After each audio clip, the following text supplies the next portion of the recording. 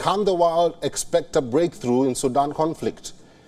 In a joint statement, US and Saudi Arabia have confirmed direct talks between the warring Sudanese army and the rapid support forces in the city of Jeddah.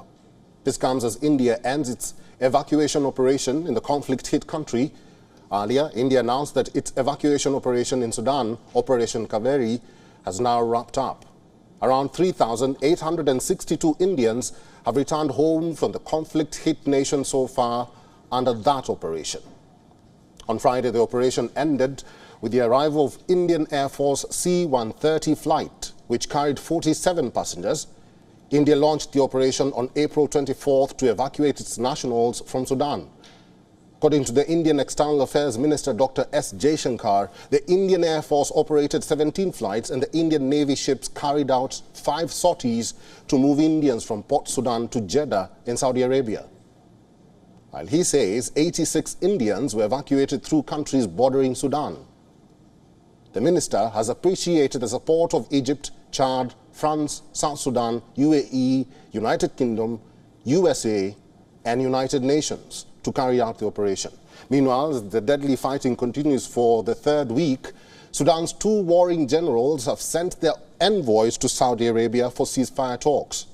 The talks will begin in the Saudi coastal city of Jeddah on Saturday, following joint efforts by Riyadh and other international powers to pressure the warring sides to the negotiating table.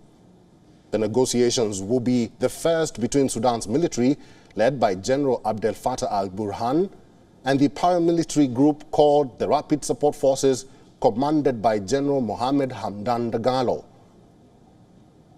Now, according to reports, 3 envoys will take part in the talks, 2 senior military officials and 1 from their paramilitary forces. According to these envoys, the talks in Jeddah will address the opening of humanitarian corridors in the cities, which have been at the center of the battles. Reportedly, the discussions will also happen on providing protection to civilian infrastructure, including health facilities. However, local media has quoted one of the military envoy saying that they will not engage in any direct talks with the RSF. So far, multiple truces have been agreed to since the fighting erupted. However, none has been respected. Army Chief al-Burhan has given his backing to a week-long ceasefire brokered by South Sudan on Wednesday.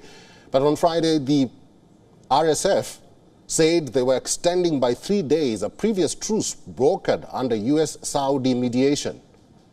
Despite the announcement, fierce fighting continues in the country that has killed hundreds and injured several thousands. So far, at least 334,000 people have been displaced inside Sudan, and tens of thousands more have crossed to neighboring countries. WION is now available in your country. Download the app now and get all the news on the move.